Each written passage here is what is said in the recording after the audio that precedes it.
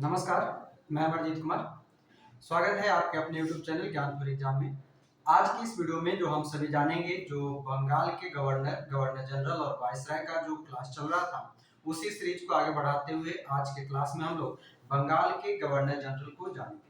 इससे पहले ऑलरेडी जो बंगाल के गवर्नर थे उसके बारे में हम लोगों ने पढ़ चुका है। अगर आपने वो पिछला वीडियो नहीं देखा है तो उसे आप जरूर देख लेंगे। आज के वीडियो में पूरी की पूरी बंगाल के गवर्नर जनरल होंगे, तो वीडियो को लास्ट तक देख लेंगे और पूरी कॉन्सेप्ट जो है आपका जितने भी पॉइंट है उसको देख करके लिख भी लेंगे और अपना नोट्स खुद तैयार कर लेंगे। तो ये देखते हैं आज का क्लास का क्या है कुछ खास।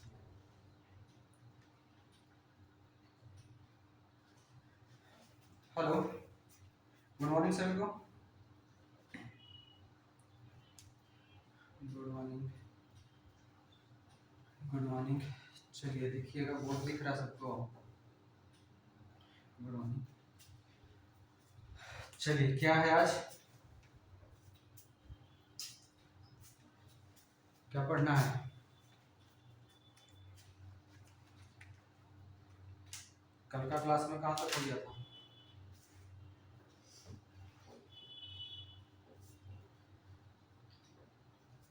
और बंगाल का गवर्नर जनरल होगा, यानी कि गवर्नर हम लोग पढ़ चुके हैं, यही ना। बंगाल का पहला गवर्नर कौन था?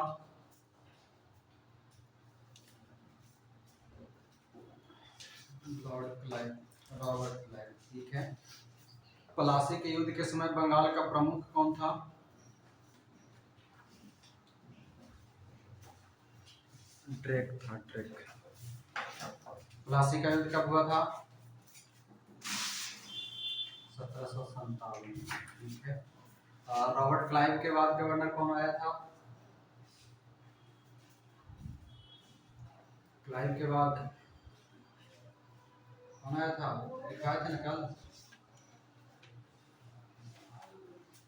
सतलज। हॉलवेल 1760 में,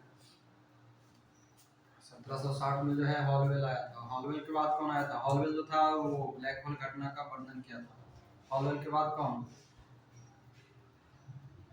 हेनरी बेंसेंट टॉट। बेंसेंट टॉट आया था, जो कौन से युद्ध के समय था? बक्सर का युद्ध।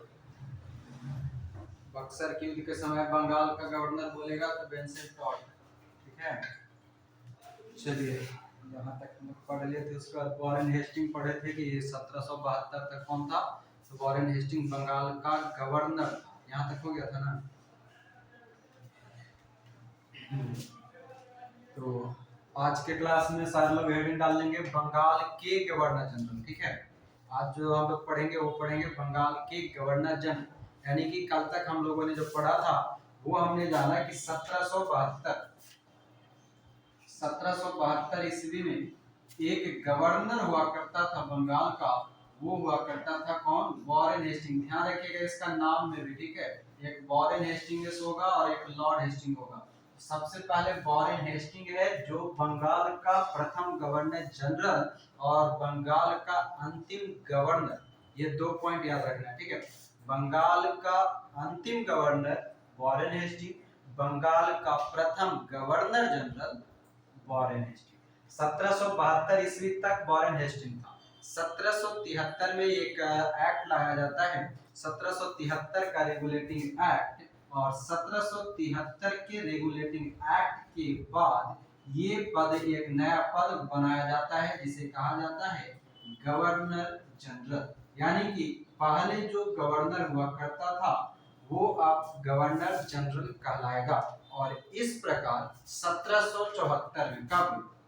1774 ईस्वी में बंगाल का प्रथम गवर्नर जनरल कौन बनेगा? वॉरेन हेस्टिंग्स बनेगा। कितना पॉइंट पहले एक जगह लिखिए,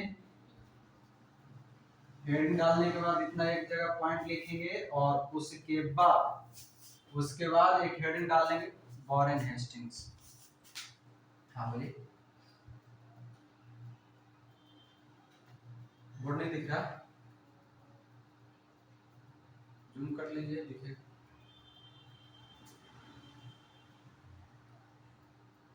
चलिए ठीक है।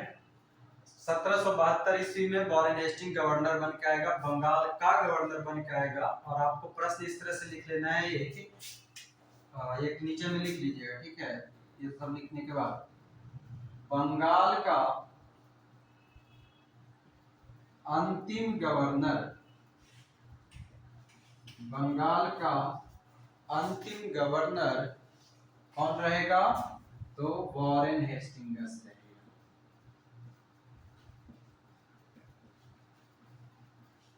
दूसरा लिख लेंगे एक और स्टार मार्क करके, बंगाल का प्रथम गवर्नर जनरल, यहां से आपका 1 नंबर पक्का हो गया, ठीक है, किसी भी एग्जाम में अगर याद रह गया तो।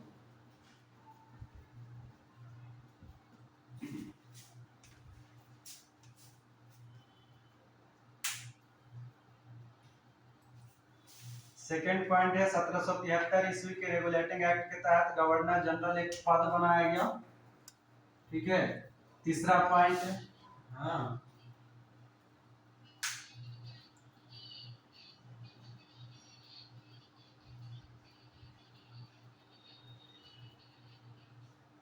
मतलब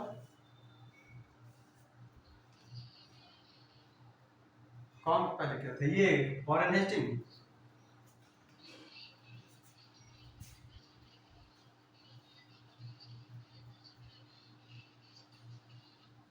अच्छा देखिए, लिखेगा पहले जो शुरुआत होता है बंगाल से शुरुआत होता है, ठीक है। पहले मुख्य जो था बंगाल प्रेसिडेंसी हुआ करता था, तो बंगाल प्रेसिडेंसी के तहत दिख रहा होगा यहाँ पे, पहले हुआ करता था बंगाल का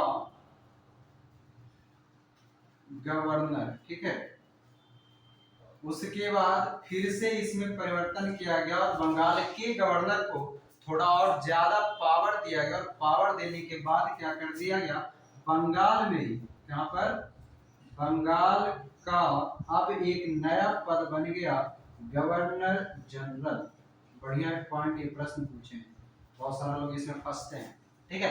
बंगाल का गवर्नर पहला पद होगा, उसके बाद बंगाल का गवर्नर जनरल पद होगा, उसके बाद यही बंगाल का गवर्नर जनरल पद आगे चल करके भारत के यानी कि पूरे देश पर काम करेगा, और इस प्रकार भारत का गवर्नर जनरल का एक पद सृजित होगा, भारत का गवर्नर जनरल, ठीक है। और फिर ये भारत का गवर्नर जनरल यहाँ पर लिख रहे हैं, यहाँ से रिटर्न कर रहे हैं, ध्यान दीजिएगा। फिर यही भारत का गवर्नर जनरल भारत का वायसराय बनेगा, क्या बनेगा? भारत का वायसराय बनेगा। इसको आप पहले एक लाइन में लिख लीजिएगा, एक लाइन में लिख लेंगे, उसके बाद वो अलग है कि फिर स्वतंत्र भारत का रहेगा, उससे मतलब नहीं है। स्वतंत्र भारत का, फिर स्वतंत्र भारत के स्वतंत्र भारतीय प्रथम कौन थे, वो मायने नहीं रखता। 4 पोस्ट क्रिएट किया गया था, वो 4 पोस्ट आपका यही है, ठीक है। इसको एक सीक्वेंस में करके लिख लेंगे, ठीक ना। हाँ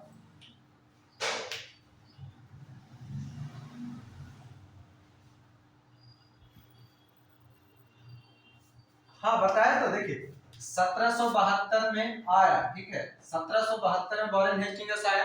1773 इसी के समय में 1773 का रेगुलेटिंग एक्ट आया, और 1773 रेगुलेटिंग एक्ट के तहत 1774 में बनाया जाता है, ठीक ना। और 1774, हाँ, कुछ दिन गवर्नर के पद पर रहने के बाद 73 में गवर्नर जनरल एक पद क्रिएट किया जाता है, और क्रिएट किए जाने के बाद वो गवर्नर, देखिए सबसे लाइव एग्जांपल आपको बताते हैं, अपना जो सीडीएस स्वर्गीय जो बिपिन रावत जी है ना, बिपिन रावत जी, ये पहले हुआ करते थे आर्मी चीफ, है ना, आर्मी चीफ थे।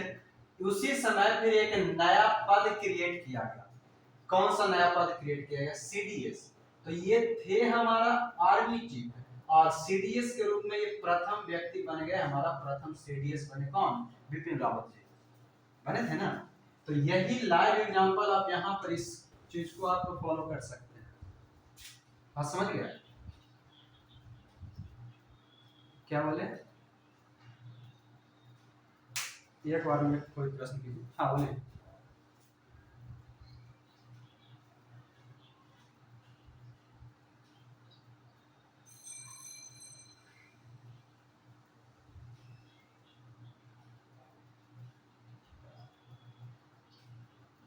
हाँ हाँ, जैसे जैसे देखिए, हम लोग दो तरह से इसको पढ़ते हैं। जैसे कि अभी जब हम वॉरेन हेस्टिंग लिखवाएंगे तो आपको लिखवाएंगे 1772 से 1785, ठीक है।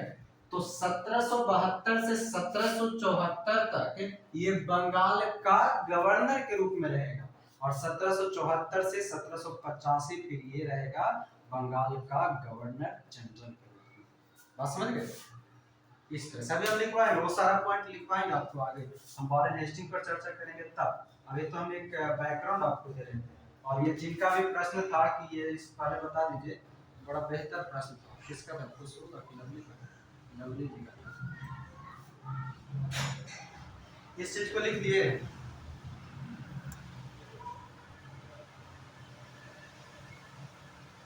पहले लिखिए बंगाल का गवर्नर, फिर एरो मार्क देकर के लिख दीजिए। देखिए आगे में लिख लीजिए पद, ठीक है, पद।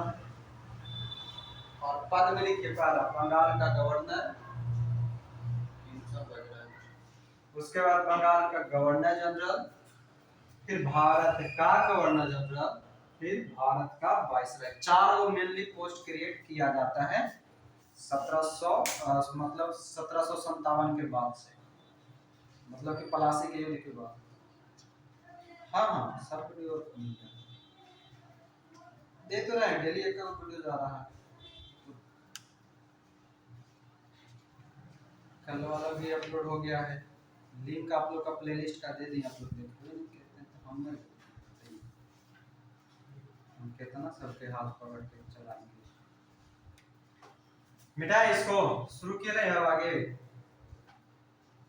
ये बेसिक पॉइंट आपका कंप्लीट हो जाना चाहिए।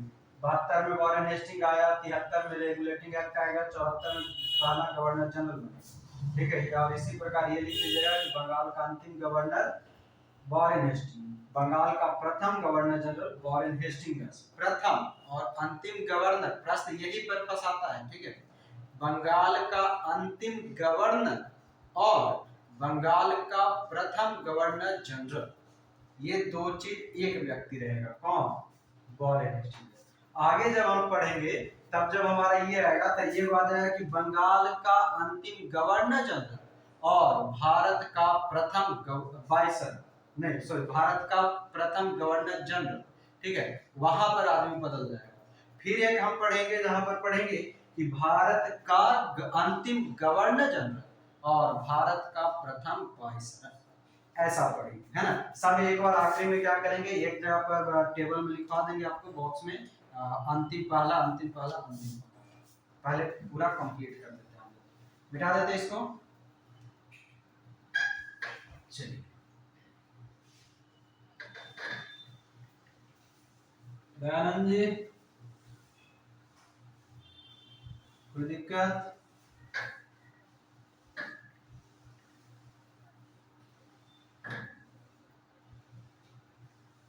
चौहत्तर में बनेगा गवर्नर जनरल, 74 में बनेगा, 73 के एक्ट के तहत बनेगा, 1773 के अंदर।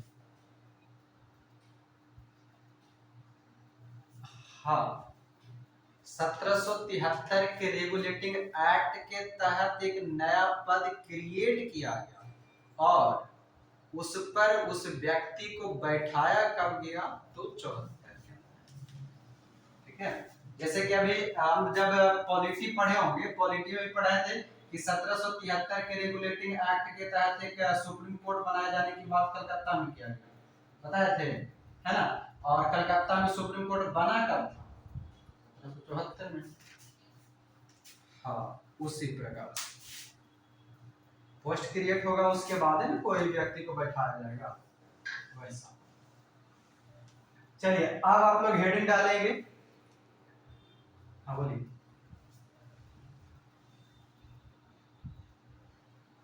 लिखवाएंगे जब आखिरी क्लास होगा ना, आखिरी दिन का, तब। आज किसी भी हाल में आधा घंटा टाइम बच रहा है, आधा घंटा में आपको गवर्नर जनरल खत्म करना है, इसलिए सारा लोग अब ध्यान से लिखिएगा, सुनिएगा, बीच में ज्यादा रिपीट मत करवाइएगा कि ये नहीं दिख रहा, वो नहीं दिख रहा।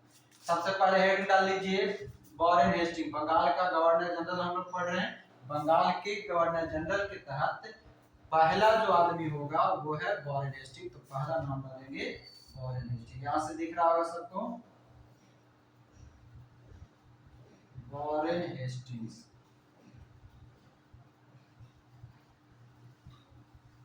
सत्रह सौ बहत्तर से 1785 नहीं दिखेगा तो बोलिएगा और बड़ा लिखेंगे, मगर फिर डिस्टर्ब नहीं कीजिए। ठीक है, बड़ा लिखेंगे। चलिए अब एक एक करके पॉइंट लिखते चलेंगे, ज्यादा कुछ नहीं, बात नहीं करना है ज्यादा, बस लिखना है। पहला पॉइंट लिखेंगे वॉरेन हेस्टिंग का, लिखेंगे 1772 ईस्वी में।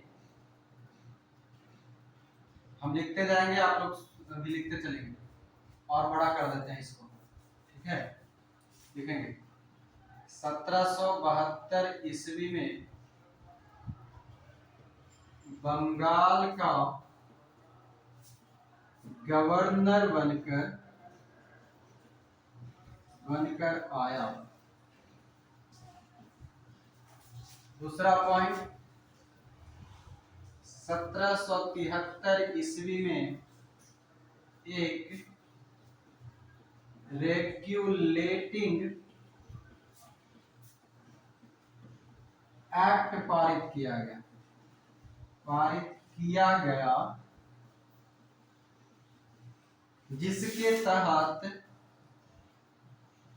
जिसके तहत एक नया पद गवर्नर जनरल का बनाया गया।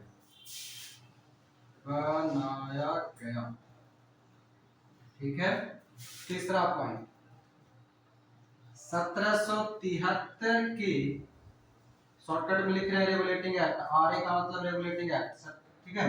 1773 के रेगुलेटिंग एक्ट के तहत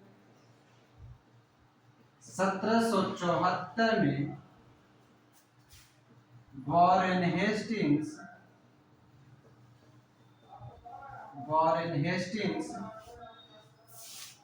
बंगाल का प्रथम गवर्नर जनरल बना। यहां तक फटाफट उतारेंगे।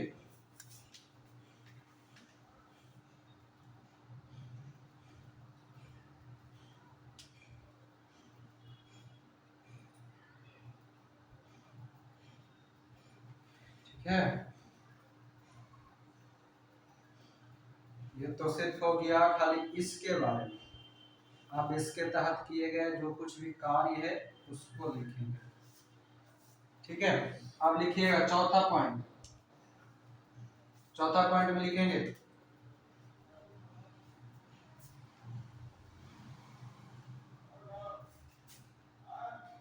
अरे इतना तो बोलते हैं सब चाहिए खाली। सुनिए, लिखिए, ला देते हैं, लिखिएगा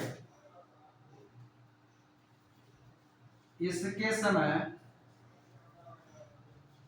समय बम्बई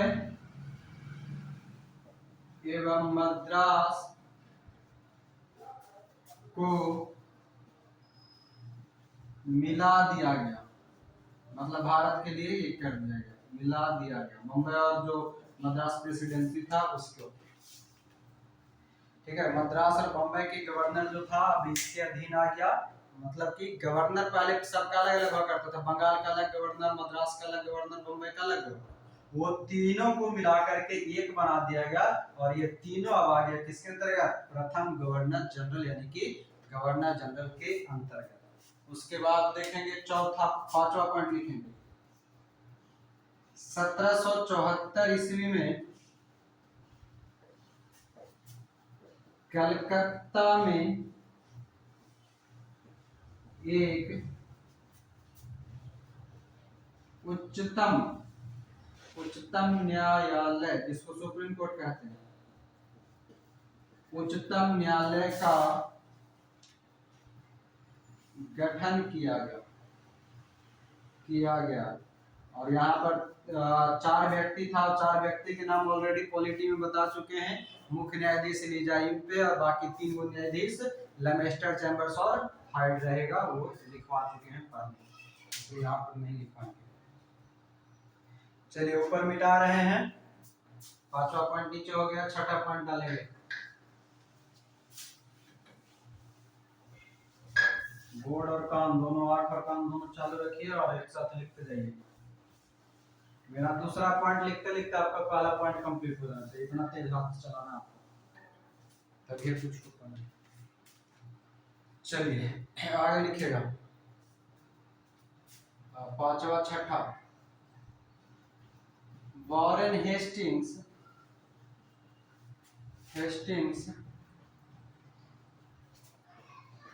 राजकीय कोषागार को मुर्शिदाबाद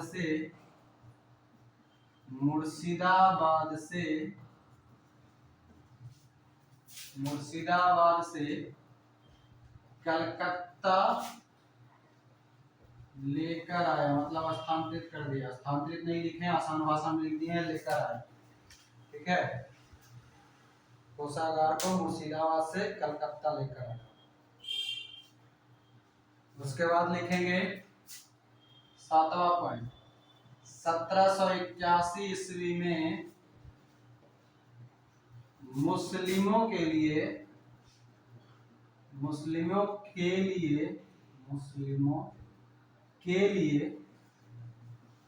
एक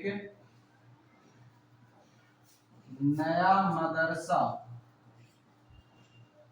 का निर्माण करवाया। मदरसा मतलब शिक्षा स्कूल होता है, शिक्षा का संस्था का निर्माण करवाया। ठीक है, सातवां पॉइंट, 1781 ईस्वी में मुस्लिमों के लिए एक नया मदरसा का निर्माण करवाया। आगे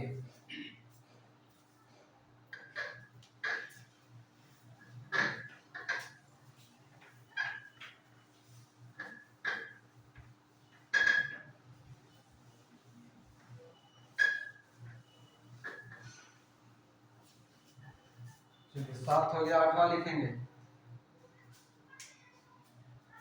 आठवां, सर विलियम जोन्स ने किस संगठन का, एशियाटिक सोसाइटी का गठन किया। सर विलियम जोन्स ने एशियाटिक सोसाइटी का गठन किया।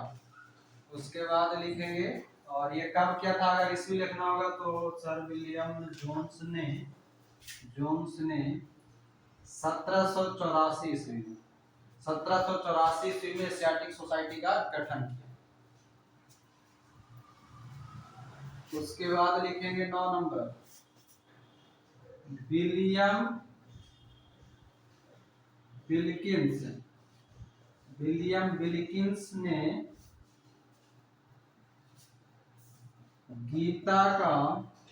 गीता मतलब जो किताब वाला है, गीता कोनो लड़की नहीं, गीता का अंग्रेजी में अनुवाद किया। गीता का अंग्रेजी में अनुवाद किया। गीता मतलब कृष्ण जी वाला, कितना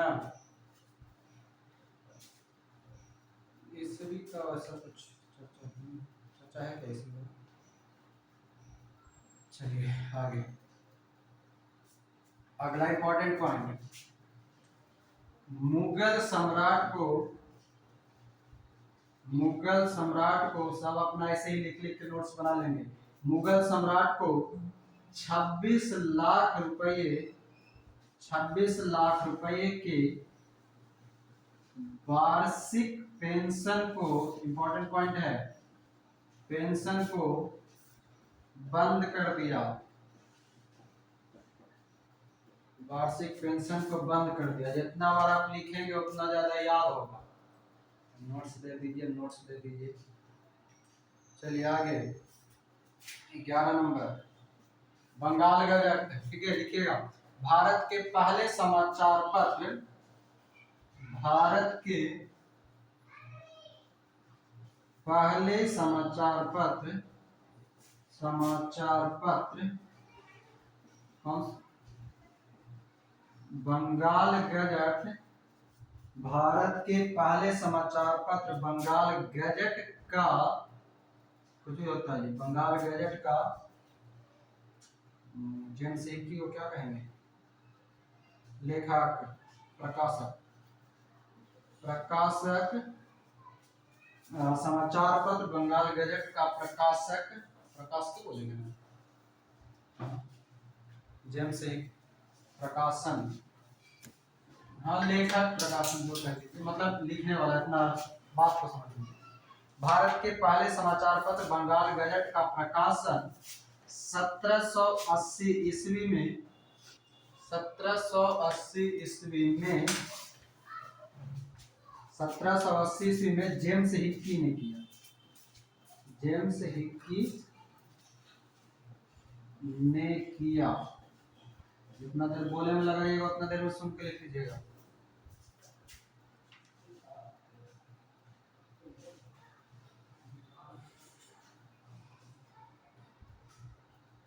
सत्रह सौ अस्सी में जेम्स हिक्की ने किया। देखिए नहीं कहा, हम दिखाएंगे। अब ऊपर मिटाते हैं, क्या हो गया 11 को, अभी एक दो पॉइंट और बाकी है जो इम्पोर्टेंट है।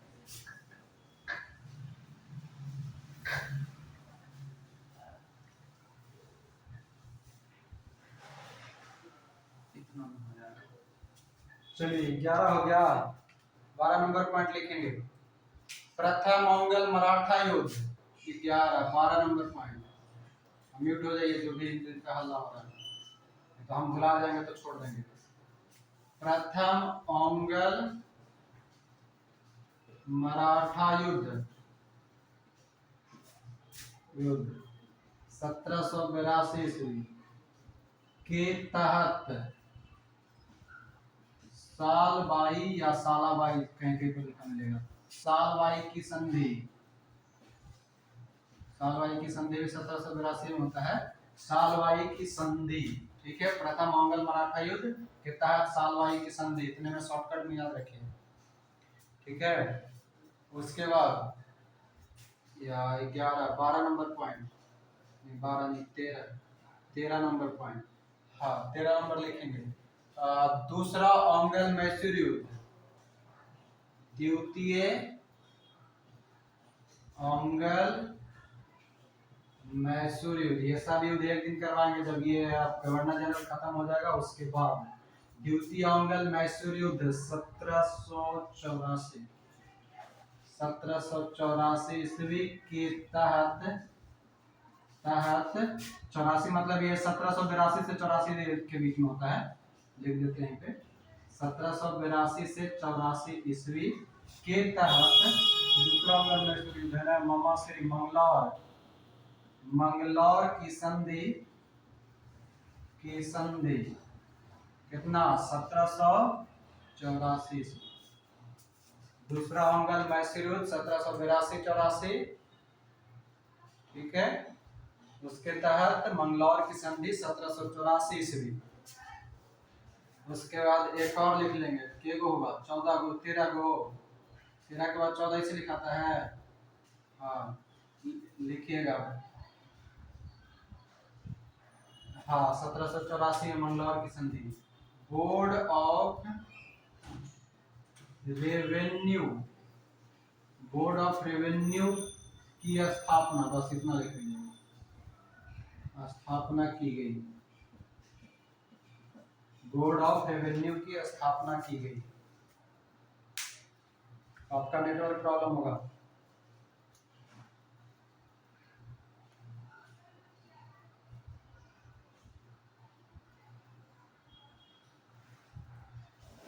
आवाज सुन के लिखिए।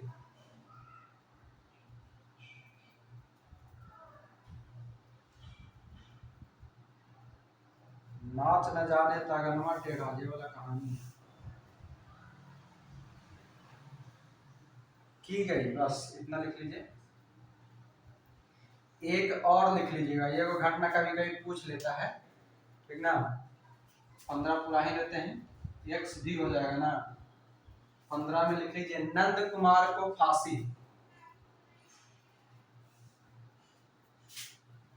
5 अगस्त 1772, 73, 74, 75। 5 अगस्त 1775 को नंद कुमार, नंद किसी नंद कुमार को फांसी दी गई। इसका कहानी बताते हैं अभी, कौन था नंद कुमार जो। हाँ,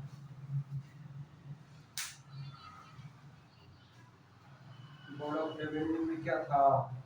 रेवेन्यू मतलब क्या होता है, रेवेन्यू मतलब क्या होता है, राजस्व। हाँ, कर वगैरह के लिए उसने सुधार किया था, बोर्ड ऑफ रेवेन्यू है। ये हो गया। जब देखिए ध्यान दीजिएगा, बताए होंगे कल लिखवा रहे थे तब। एक पॉइंट और लिखिए लीजिए, याद रहेगा जब भी पढ़िएगा स्पेशली तब। 6ठा नंबर पॉइंट ना, मतलब 16 नंबर। कल बताए होंगे द्वैध शासन को समाप्त किया था, याद है। रॉबर्ट क्लाइव लिखिएगा, रॉबर्ट क्लाइव द्वारा शुरू की गई द्वैध शासन को रॉबर्ट क्लाइव द्वारा शुरू की गई द्वैध शासन को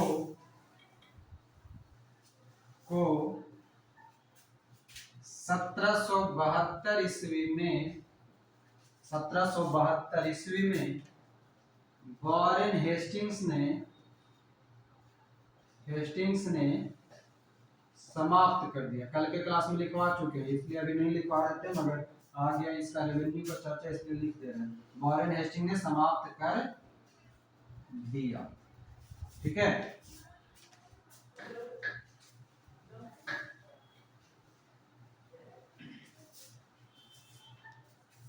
समाप्त कर दिया।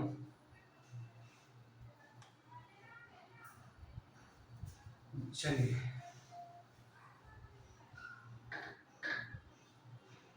हो गया।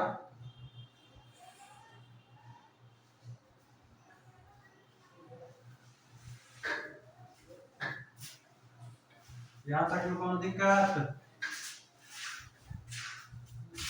नहीं होना चाहिए। आगे लिखिएगा 16, 17 नंबर लिखिएगा, इंपॉर्टेंट पॉइंट है। भारत में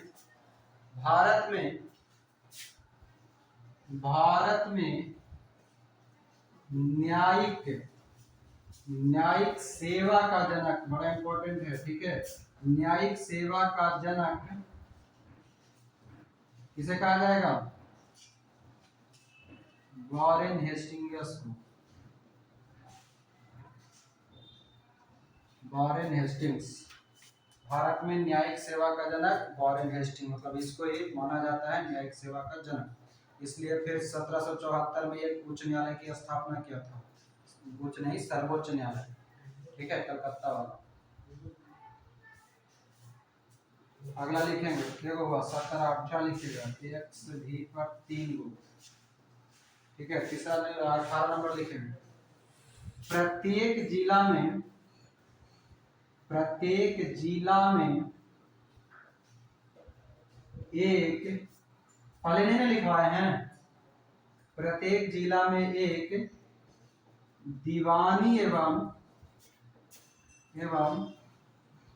फौजदारी न्यायालय की स्थापना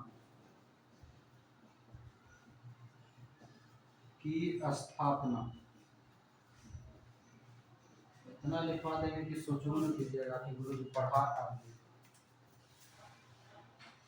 हो गया, फौजदारी न्यायालय की स्थापना। हो गया। चलिए और देखिएगा 1785 का दूसरा अंगल मैसूरी हो गया ना।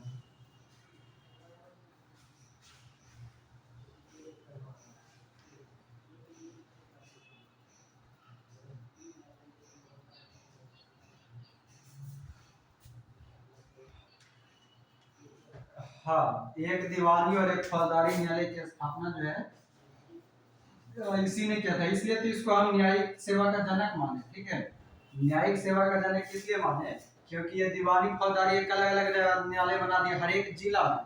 ठीक है, मतलब कि दीवानी मतलब जो कुछ भी लफड़ा रहेगा इधर उधर का जमीन वगैरह का वो, और फौजदारी मतलब रंगदारी मारपीट वाला वो सब के लिए बोला कि अब कितना एक ही जगह सब आते रहेगा।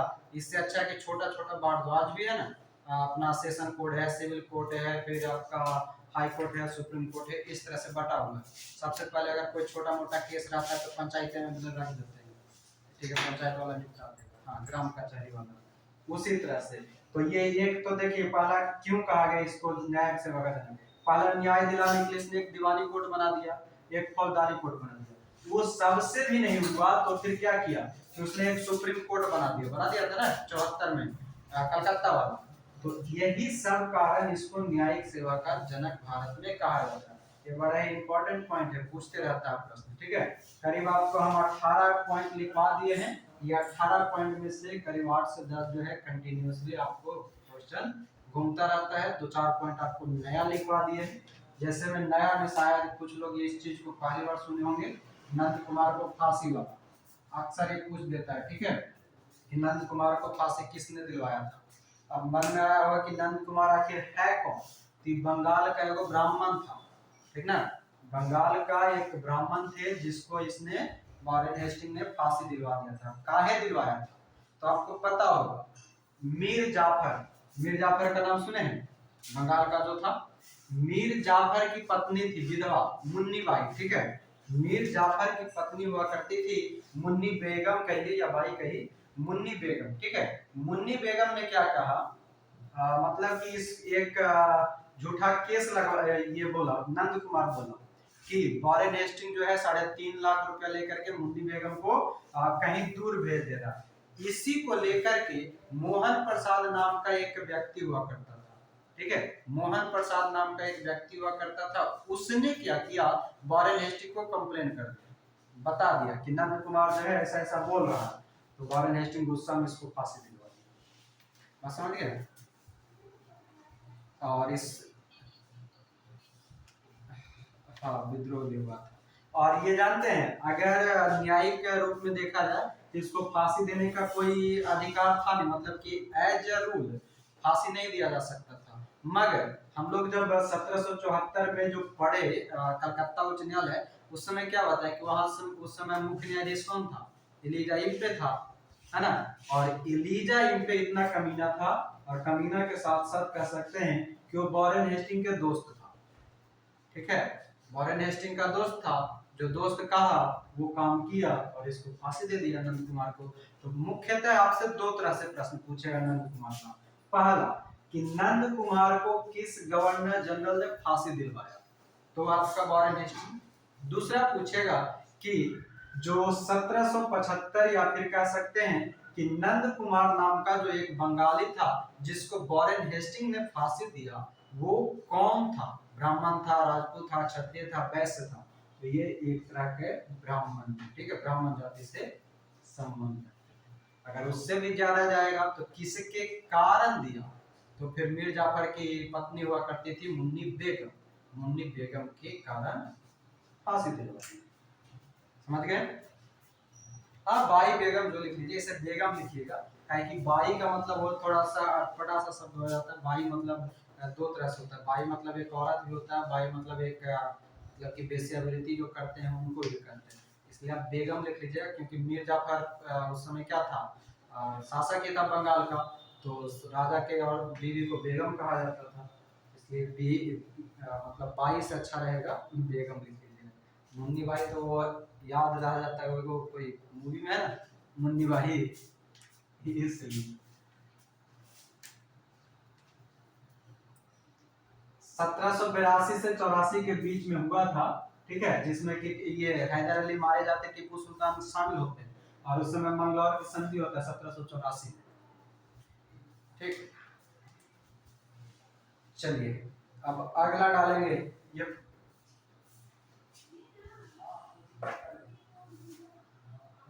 हार्ड था हमारा काम।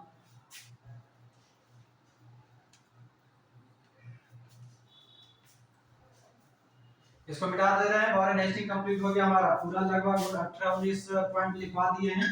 सारा पॉइंट को एक एक और करके पढ़ते रहिए, बहुत ही काम के।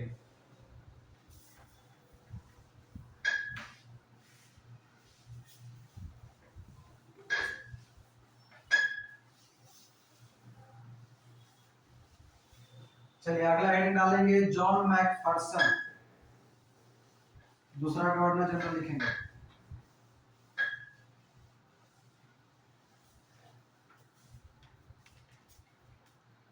दूसरा गवर्नर जनरल का नाम लिखेंगे सर जॉन मैकफर्सन, ये कम ही समय के लिए था।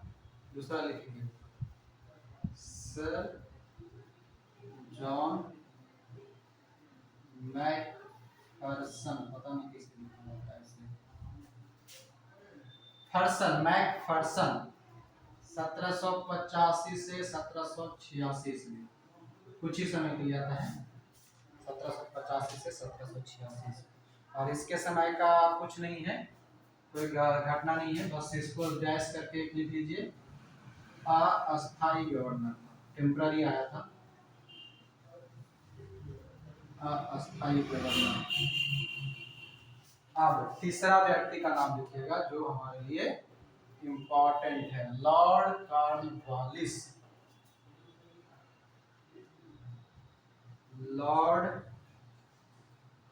Cornwallis, Lord Cornwallis. ये 86 हो गया, यानी कि 1793 तक आएगा। 1786 से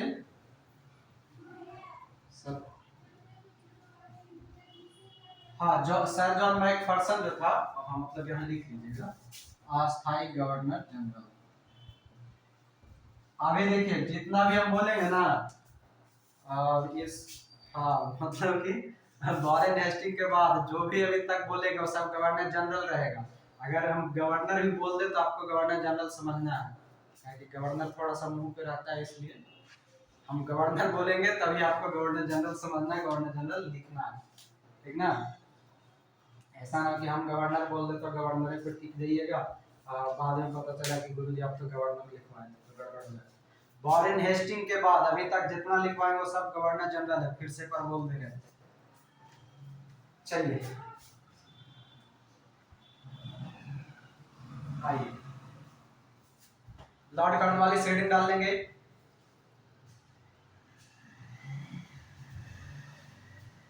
लिखिएगा पहला पॉइंट, इसका एक कहानी बताते, ठीक ना, ये थोड़ा सा जिद्दी टाइप का आदमी है।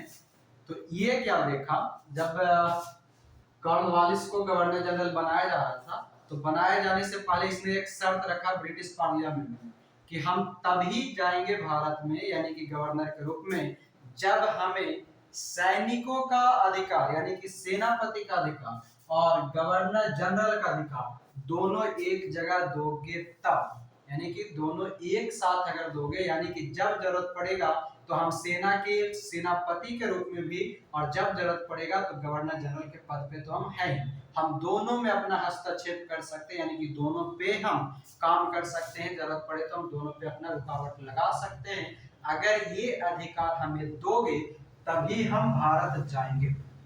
इसी को लेकर के आगे लिखिए, इसी बात को लेकर के ब्रिटिश पार्लियामेंट में, ब्रिटिश पार्लियामेंट में मतलब संसद लिख देते हैं, ब्रिटिश संसद में 1786 ईस्वी में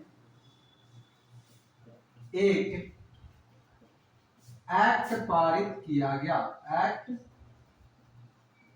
पारित किया गया, ठीक है, एक एक्ट पारित किया गया, 12 बज गए, एक एक्ट पारित किया गया और एक एक्ट पारित किया गया और नहीं जिसके तहत कीजिएगा किया गया जिसके तहत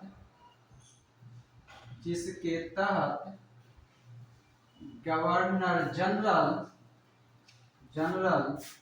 और सेनापति का पद एक कर दिया गया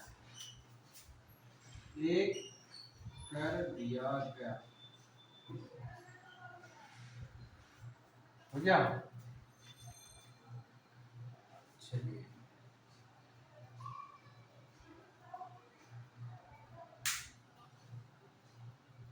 यहां तक हो गया।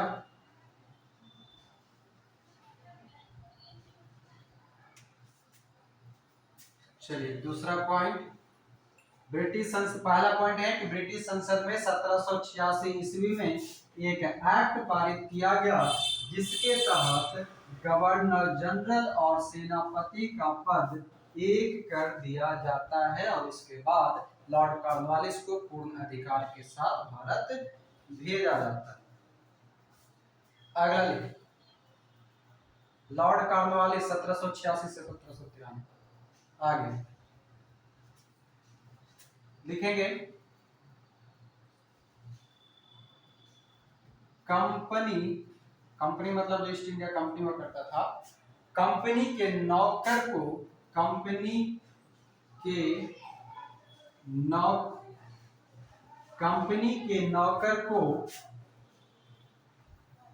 के नौकर को माल ठेके देने की प्रथा समाप्त कर दिया। आपके लिए जो इंपॉर्टेंट ये है कि ठेका देने की प्रथा समाप्त किसने किया, तो लॉर्ड कॉर्नवालिस ने ठेके देने की प्रथा समाप्त कर दी। हो गया। आगे तीसरा पॉइंट लिखेंगे, तीसरा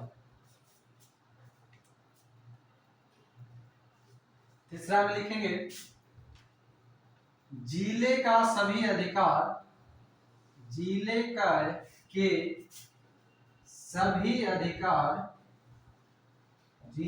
सभी अधिकार कलेक्टर मतलब डीएम जिसको कहते हैं अभी, कलेक्टर ब्रैकेट में लिख लीजिएगा, डीएम डिस्ट्रिक्ट मजिस्ट्रेट, कलेक्टर के हाथों में दे दिया गया।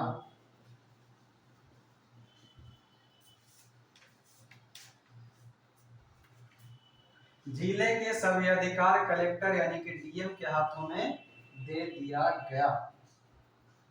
अगला लिखेंगे, बंगाल एवं बिहार,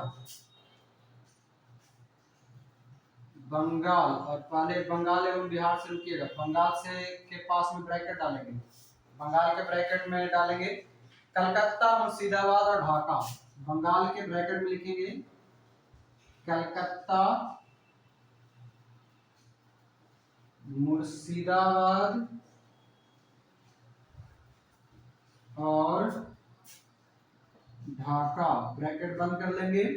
बंगाल, कलकत्ता, मुर्शिदाबाद और ढाका बंगाल एवं बिहार, और बिहार के ब्रैकेट में लिखेंगे पटना। बंगाल, कलकत्ता, मुर्शिदाबाद और ढाका एवं बिहार में चार प्रांतीय न्यायालय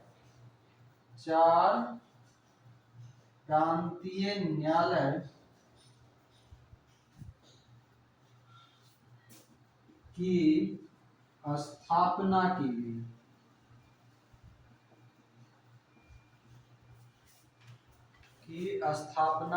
गई।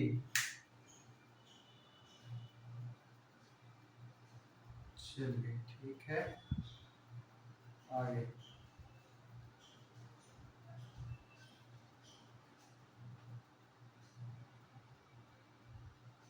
यहां तक हो गया।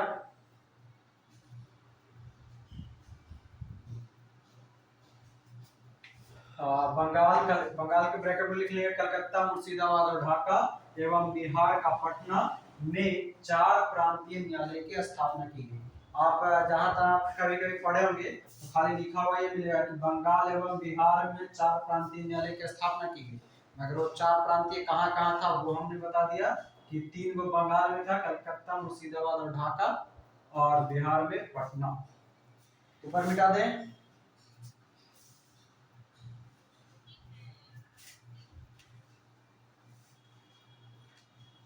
चलिए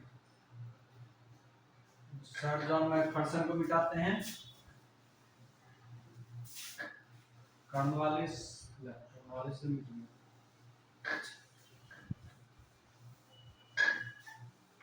चलिए चौथा 5वां नंबर पॉइंट लिखेंगे, किसका बात कर रहे थे? कॉर्नवालिस का ना, यहाँ पर लिख देते हैं कॉर्नवालिस को, लॉर्ड कॉर्नवालिस। कब से कब तक? 1786 से 1793। ठीक है, अगला लिखिएगा। क्या नंबर पॉइंट है? 4 हो गया ना, पांचवा लिखेंगे। इससे पहले जब हम लोग पढ़े थे न्यायिक सेवा का जनक वॉरेन हेस्टिंग ना। अब लिखिएगा, भारत में नागरिक सेवा का जनक, नागरिक सेवा का जनक, भारत में नागरिक सेवा का जनक लॉर्ड कॉर्नवालिस। दोनों में अंतर है, ठीक ना? न्यायिक सेवा बोलेगा तब वॉरेन हेस्टिंग, और नागरिक सेवा तो कॉर्नवालिस। और कंफ्यूजन ना हो, याद रखने के लिए वहीं पर जहां पर ये चीज लिखे हैं भारत में नागरिक सेवा का जनक लॉर्ड कॉर्नवालिस, वहीं पर एक छोटा सा बॉक्स बना लीजिए कॉपी में और लिख लीजिए न्यायिक सेवा, शॉर्टकट में लिखिएगा न्यायिक सेवा का जनक। किसको? वॉरेन हेस्टिंग्स को। ठीक ना, दोनों कंफ्यूजन नहीं रहेगा और दोनों एक साथ पढ़िएगा तो याद हो जाएगा। जितना बेहतरीन ढंग से अपना नोट्स बना सकते हो उतना बेहतरीन ढंग से अपना नोट्स बनाते हैं, खुद का नोट्स नहीं। सब सब अपना अपना सोच के नोट्स बनाता है ना, कि हम कैसे याद रख सकते हैं। नोट्स का मतलब ये थोड़ी होता है कि कोई के नोट्स आप कॉपी कर लीजिए, देख देख के छाप लीजिए, प्रिंट कर लीजिए, उससे कोई फायदा होगा। नोट्स का मतलब ये होता है अपना, मतलब अपना तरीका से आपको ये चीज याद करने में कैसे दिक्कत हो रहा है उस चीज को आप वहां पर कर लीजिए, उसको बोला जाता है नोट्स। चलिए आगे, न्यायिक सेवा का जनक वॉरेन हेस्टिंग्स, लॉर्ड कॉर्नवालिस। ये वाला तो हेडिंग ही है, ये लॉर्ड कॉर्नवालिस आप लोग तो इसको छोड़ दीजिए, ये पॉइंट है आपका 5वां यहाँ से। और अब हम इसको मिटा रहे हैं, ठीक है, ये वाला हम यहाँ से मिटा देते हैं। 6ठा नंबर पॉइंट लिखेंगे कॉर्नवालिस का, 6ठा ना। हाँ आगे, न्यायिक क्षेत्र में ध्यान से समझेंगे, शक्ति के पृथक्करण, ठीक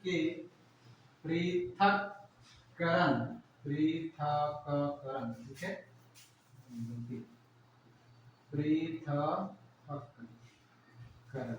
पृथक्करण का जनक,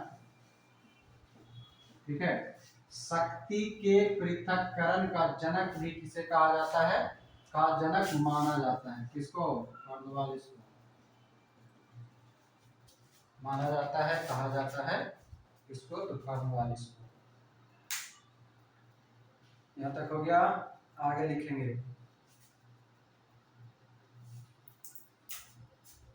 न्यायिक सेवा, नागरिक सेवा हो गया, शक्ति के पृथक्करण हो गया 6। 7 नंबर, कॉर्नवालिस को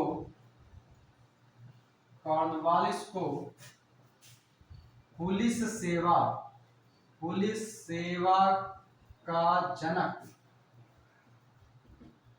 सेवा का जनक कहा जाता है।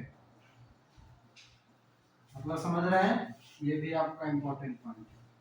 और इसने क्या किया था कि प्रत्येक 32 किलोमीटर पर प्रत्येक 32 किलोमीटर पर एक थाना बनवाया।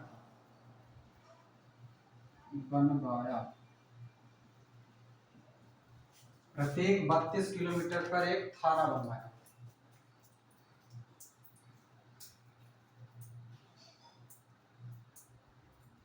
पुलिस सेवा का जनक या जन्मदाता इसी को माना जाता है। ध्यान लिखना है, आगे लिखिएगा।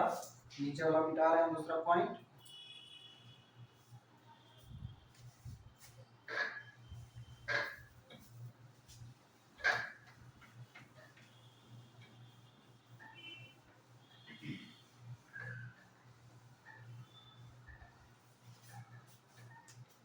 चलिए के नंबर 6, 7, 8वां पॉइंट डालेंगे।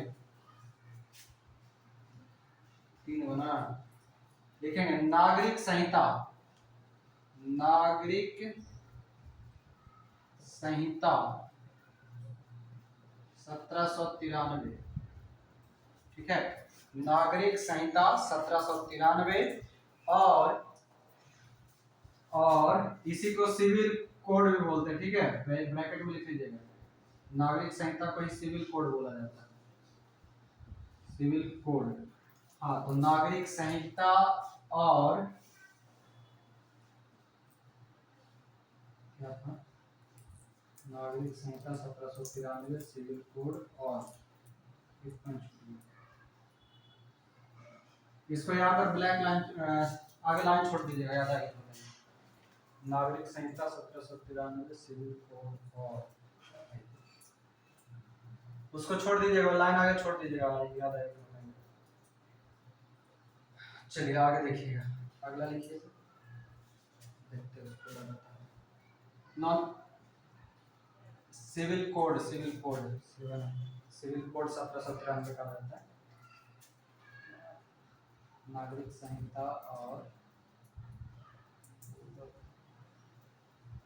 ना अस्थायी बंदोबस्त बोलो तो अभी लिखिए। अस्थायी बंदोबस्त बोलो, याद तक लिखेंगे। 1793 ईस्वी में मरारी या अस्थायी बंदोबस्त की शुरुआत किया। मैंने कोई बोर्ड करके यहाँ पर नागरिक संहिता, सिविल कोड और बोर्ड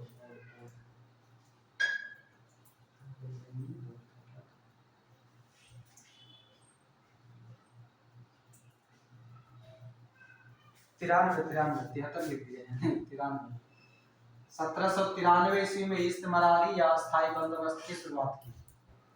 ठीक है, अगला लिखेंगे 10 नंबर 1789, 89 लिखिएगा, जिनको 89 ना समझ में आ रहा है लिखेंगे। 1789 ईस्वी में दास प्रथा एवं दास निर्यात पर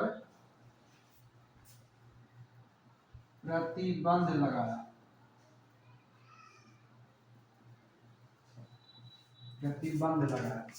1789 में दास प्रथा नहीं थी, दास व्यापार, प्रथा तो बाद में आएगा। दास व्यापार एवं दास निर्यात पर प्रतिबंध लगाया। अगला लिखेंगे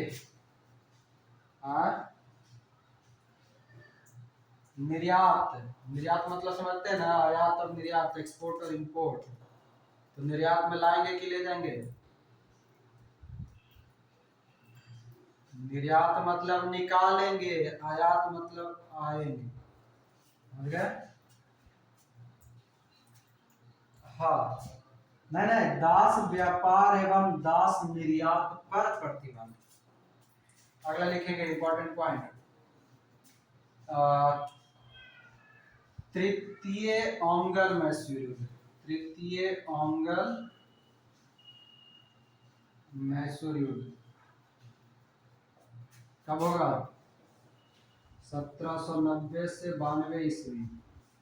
ठीक है, तृतीय ओंगल मैसूर युद्ध में नहीं, के द्वारा, मेक के द्वारा ममा श्रीरंगपट्टनम की संधि, श्रीरंगपट्टनम की संधि। तीसरा मुगल मैसूर युद्ध, कॉर्नवालिस लड़ेगा, श्रीरंगपट्टनम की संधि करेगा। जी किसका? श्रीरंगपट्टनम की संधि 1792।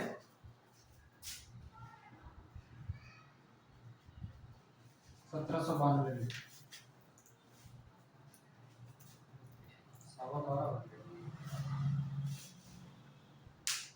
यहाँ पर लिखिएगा नागरिक संहिता 1793, सिविल कोड और board revenue, board of revenue, board of revenue की स्थापना।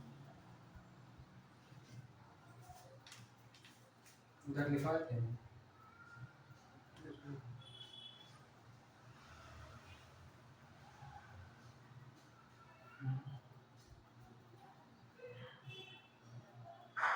लिखा चुके हैं, उसको छोड़ दीजिए, हमको ना ध्यान में आ रहा है सर, तो रेवेन्यू इसको छोड़ देंगे, मिटा देंगे, मतलब हटा देंगे। ये तो नागरिक संहिता या सिविल कोड वाला 1793, इसको छोड़िए, इसको यहीं पर रखिए, कभी आ जाएगा तो बताएंगे, ठीक है, इसको यहीं पर रखिए, कुछ कंफ्यूजन आ रहा है। ये हमारा लॉर्ड कॉर्नवालिस समाप्त हो गया, ठीक है, बाकी आगे भी बच गया मगर आज तो संभव नहीं है। श्रीरंगपट्टनम की संधि 1792 ईस्वी, ठीक है। तो आज हमारा लॉर्ड कॉर्नवालिस समाप्त हो गया। कल हम लोग करेंगे, अगला क्लास जो रहेगा सर जॉन सो से शुरू होगा। अगला गवर्नर जनरल का हेडिंग डाल दीजिएगा सर जॉन सो, ठीक है। और उसके बाद जो है अगला क्लास में करेंगे, अभी हम लोग पॉलिटी पढ़ेंगे। तो मिलते हैं अगले क्लास में, अभी के लिए सबको धन्यवाद।